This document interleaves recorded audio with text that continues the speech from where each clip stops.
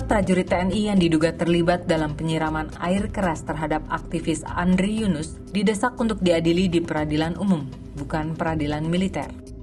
Hal ini didorong kekhawatiran akan terjadi praktik impunitas jika perkara dibawa ke peradilan militer. Apalagi pola kekerasan seperti yang menimpa Andri sudah berulang kali terjadi. Selain itu, peradilan militer yang cenderung tertutup dinilai jauh dari transparansi dan akuntabilitas publik. 3 perwira pertama dan 1 bintara TNI diduga terlibat dalam penyiraman air keras terhadap Andri Yunus, yakni Kapten NDP, Letnan 1 SL, Letnan 1 BHW, dan Sersan 2 ES yang berasal dari Matra Angkatan Laut dan Angkatan Udara.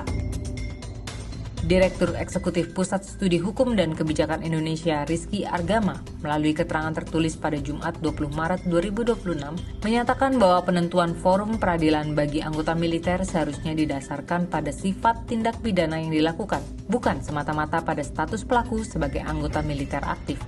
Ia menilai penyiraman air keras terhadap seorang aktivis HAM di ruang publik bukan merupakan tindak pidana yang berkaitan dengan fungsi dan tugas kemiliteran. Kasus ini sepenuhnya adalah tindak pidana umum yang dilakukan individu yang kebetulan berstatus anggota TNI. Komite HAM PBB juga menegaskan bahwa yurisdiksi pengadilan militer harus dibatasi secara ketat dan tidak digunakan untuk perkara pidana umum, terlebih yang menyangkut warga sipil. Penyiraman air keras terhadap aktivis HAM jelas tidak termasuk dalam kategori itu. Satu-satunya ketentuan yang kerap dijadikan rujukan adalah Pasal 74 Undang-Undang TNI, yang mengatur bahwa prajurit tunduk pada peradilan umum untuk tindak pidana umum baru berlaku setelah Undang-Undang Peradilan Militer yang baru disahkan.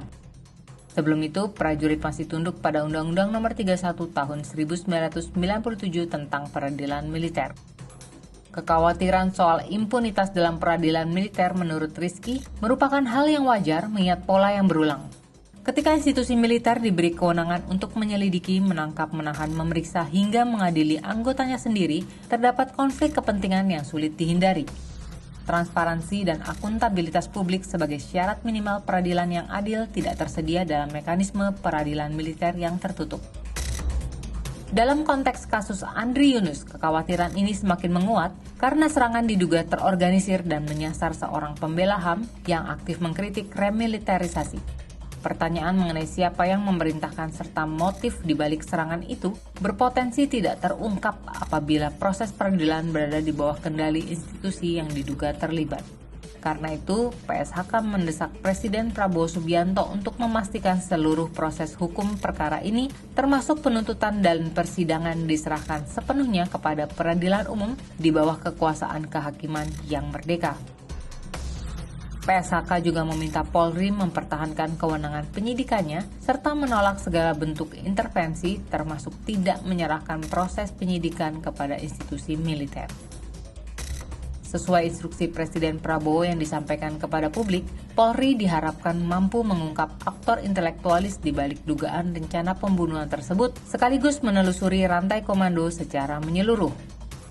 Anggota Komisi 1 DPR dari fraksi PDIP Julius Setiarto mengingatkan jika merujuk pada pasal 170 hingga pasal 172 Undang-Undang Nomor 20 Tahun 2025 tentang KUHP, mekanisme penanganan perkara yang melibatkan subjek hukum dari lingkungan peradilan umum dan peradilan militer secara bersama-sama harus dapat diterapkan secara tegas dalam kasus ini.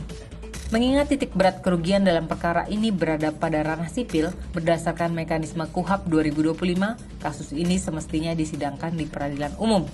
Hal ini penting demi transparansi dan keterbukaan publik secara luas dalam proses hukum. Lebih dari itu, tidak akan menimbulkan kecurigaan di tengah masyarakat dan memenuhi keadilan substantif.